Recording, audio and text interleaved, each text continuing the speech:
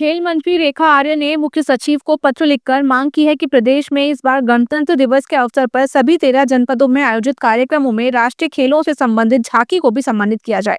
उन्होंने कहा कि उत्तराखंड के लिए गौरव की बात है कि देवभूमि में इस तरह का राष्ट्रीय आयोजन हो रहा है और इससे सभी उत्तराखंड वासी गौरवान्वित होंगे। ऐसे में अगर कि सभी जिले में राष्ट्रीय खेलों को लेकर झांकियां प्रस्तुत की जाए तो उत्तराखंड से लेकर देश विदेश में इसका प्रचार प्रसार होगा और उत्तराखंड का मान सम्मान भी बढ़ेगा। देखिए, आज चीफ सेक्रेटरी उत्तराखंड उनको इस बाबत एक पत्राचार हुआ है और उनसे एक आग्रह हुआ है कि चूँकि 26 जनवरी को पूरा देश गणतंत्र दिवस मनाता है, अपने राज्य में भी सभी जिलों में गणतंत्र दिवस मनाया जाएगा और उसमें हम अपने राज्य की विभिन्न प्रकार की झांकियाँ भी हम लोग प्रस्तुत करते हैं।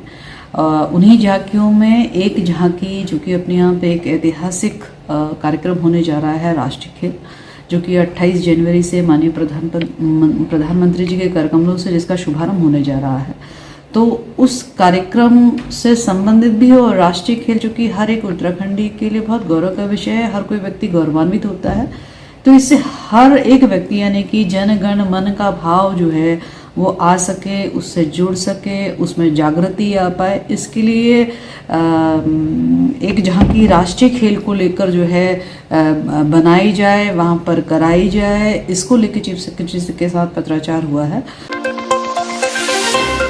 दिल्ली चुनाव के लिए भाजपा ने अपने स्टार प्रचारकों की सूची जारी कर दी है। इस सूची में उत्तराखंड के मुख्यमंत्री पुष्कर सिंह धामी का नाम भी शामिल किया गया है। सीएम धामी दिल्ली में भाजपा प्रत्याशियों के समर्थन में जनसभाएं और प्रचार करेंगे। प्रदेश भाजपा के महामंत्री आदित्य कोठारी ने कहा कि मुख्यमंत्री पुष्कर सिंह धामी ने लोकसभा चुनाव में 60 से अधिक जनसभाएं की हैं। जहां भी सीएम धामी की सभाएं हुई वहां भाजपा को बेहतर परिणाम मिले हैं। दिल्ली में होने वाले चुनावों में उत्तराखंड की बड़ी आबादी रहती है।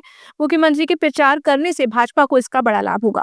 तो निश्चित रूप से दिल्ली के जो चुनाव हो रहे हैं, दिल्ली में उत्तराखंड की बहुत बड़ी आबादी निवास करती है। हिसाब से देखें तो 25 लाख से अधिक मतदाता दिल्ली में निवास करते हैं।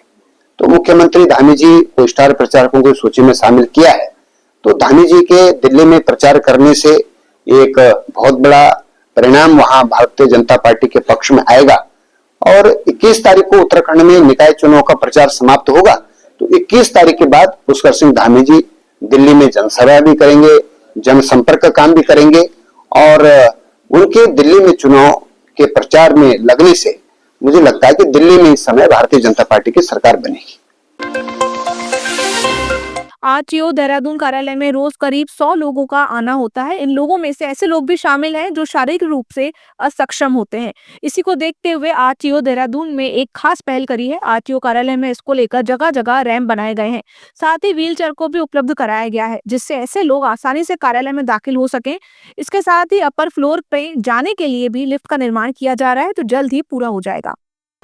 आरटीओ कार्यालय देहरादून में एक बड़ा ही अभिनव प्रयोग किया जा रहा है और इस कार्यालय को हम लोग जो विकलांग फ्रेंडली होता है या हैंडीकैप फ्रेंडली बनाना हमारा प्रयास है। इसमें हम लोगों ने निर्माण कार्य शुरू कर दिया है। पूरे ऑफिस में टाइल्स और रैंप लगाए गए हैं। रैंप के थ्रू कोई भी व्यक्ति जो हैंडीकैप है या किसी को कुछ चलने में या बुजुर्ग हैं, कोई भी दिक्कत होती है तो उनके लिए रैंप लगाए गए हैं। वहाँ व्हील चेयर पर बैठ करके वो हमारे कार्यालय के किसी भी काउंटर में पहुँच सकते हैं। राजधानी देहरादून में नगर निगम चुनाव को लेकर माहौल गर्म है, जिसके चलते कांग्रेस से मेयर प्रत्याशी वीरेंद्र पोखरियाल ने देहरादून के बल्लूपुर स्थित वार्ड नंबर 32 में जनसभा की। इस दौरान कांग्रेस पार्टी के पूर्व प्रदेश अध्यक्ष और वर्तमान में चकराता से विधायक प्रीतम सिंह के साथ कांग्रेस के प्रदेश महामंत्री नवीन जोशी और वार्ड नंबर 32 के कांग्रेस प्रत्याशी कोमल वोहरा भी मौजूद रहीं। इस बीच वीरेंद्र पोखरियाल ने कहा कि देहरादून में तमाम जगहों पर कांग्रेस के समर्थन में भारी संख्या में जनता देखने को मिल रही है, जिससे साफ दिखता है कि इस बार देहरादून में कांग्रेस नगर निगम में शासन करेगी। वहीं बल्लूपुर वार्ड प्रत्याशी कोमल वोहरा ने कहा कि 3 सालों में हमने वार्ड का पूर्ण रूप से विकास किया है, जिसे देखते हुए इस बार वार्ड 32 से कांग्रेस की जीत पक्की है और अगले शासन में भी इस वार्ड में विभिन्न विकास कार्य किए जाएंगे। जी, मैं पहले तो पार्टी का बहुत बहुत धन्यवाद करना चाहती हूँ कि उन्होंने मुझे दोबारा मौका दिया।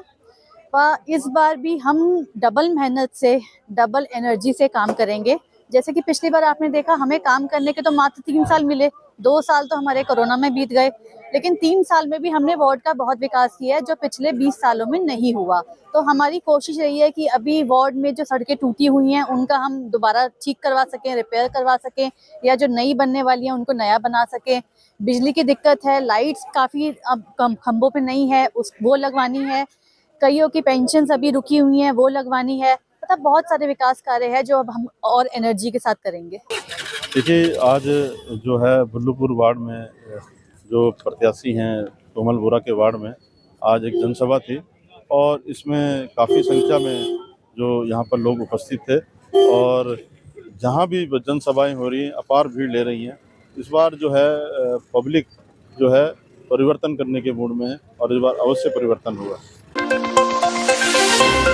भारत मौसम विज्ञान विभाग अपने 150 वर्षों की यात्रा को पूरा कर चुका है। इस यात्रा को पूरा करने के दौरान नई तकनीकी के साथ ही लगातार इसमें सुधार भी होता रहा, जिसको लेकर मौसम विज्ञान केंद्र देहरादून के निदेशक डॉक्टर विक्रम सिंह ने बताया कि 1875 में इसकी स्थापना के बाद से ही ये लगातार मौसम संबंधी गतिविधियों को आम जन तक पहुंचाता आ रहा है।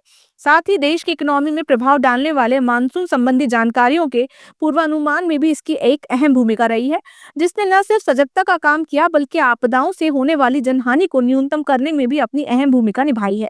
बिल्कुल 15 जनवरी 2025 को हमारे 150 साल पूरे किए आईएमडी ने, जो उसकी जर्नी रही है। शुरुआत एक हुई थी जो है 1875 में और इसका जो हेडक्वार्टर्स पहले थे कोलकाता में था। फिर उसके बाद आगे जो एक्टिविटी बढ़ती गई, चीज़ें थी और उसके बाद ये जो है शिमला में शिफ्ट हुआ जो हेडक्वार्टर्स था। फिर शिमला से बाद में पूना में शिफ्ट हुआ और फाइनली अब हमारा जो हेडक्वार्टर्स है वो न्यू दिल्ली में है। तो आईएमडी ने जहाँ ऑब्जर्वेशन जो शुरुआत हुई थी वहां से था और फिर वो डेटा कलेक्ट करते हुए क्लाइमेटोलॉजी और इस तरह की चीज़ों को तैयार किया गया और एक मानसून की फोरकास्ट जो शुरू से ही भी दी जाती थी, क्योंकि मानसून कहीं ना कहीं जो हमारी इकोनॉमी है उसके लिए बहुत इंपॉर्टेंट था। तो वो सब चीज़ें चलती रही हैं और आज के समय में जब आप बात करते हैं तो टेक्नोलॉजिकली और जो साइंटिफिकली जो काफ़ी इनोवेशन और इम्प्रूवमेंट हुए, उसकी वजह से जो मौसम विभाग है उसने भी काफ़ी क्वांटम जंप किया अपने फोरकास्टिंग में, चाहे वो क्लाइमेटोलॉजिकल सर्विसेज है या एनवायरनमेंट है या जो और सर्विसेज वो प्रोवाइड करता है डिफरेंट स्टेक होल्डर्स को, तो उसमें काफ़ी जंप हुआ है। उत्तराखंड में निकाय चुनाव को लेकर भाजपा के संकल्प पत्र पर कांग्रेस ने कई सवालिया निशान खड़े कर दिए हैं। भाजपा जहां एक और इसे निकायों में विकास का रोड मैप और ट्रिपल इंजन की पावर करार दे रही है, वहीं कांग्रेस इसे मात्र झूठे का पुलिंदा और विशेष कार्यकाल में किए गए घपले घोटाले पर पर्दा डालने वाला संकल्प बता रही है। जनता पार्टी ने अपना ये संकल्प पत्र जारी किया है जो सिर्फ और सिर्फ फिर से एक जुमला है और एक झूठ है, सफेद झूठ का पुलिंदा है और इसको पूरा पढ़ने के बाद इसमें नया कुछ दिखाई नहीं पड़ता। यूनिफॉर्म सिविल कोड लागू हो गया उत्तराखंड पर?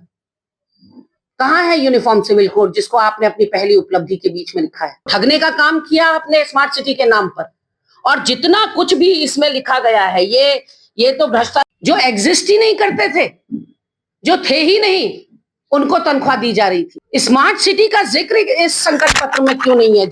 देहरादून को बेहतर देहरादून बनाने के लिए आपके हाथ किसने पकड़े थे? और जो जमकर भ्रष्टाचार हुआ है पत्रकार, और इन पर सवाल उठाना, यानी आपको न विपक्ष का महत्व पता है और न ही चौथे स्तंभ का महत्व पता है।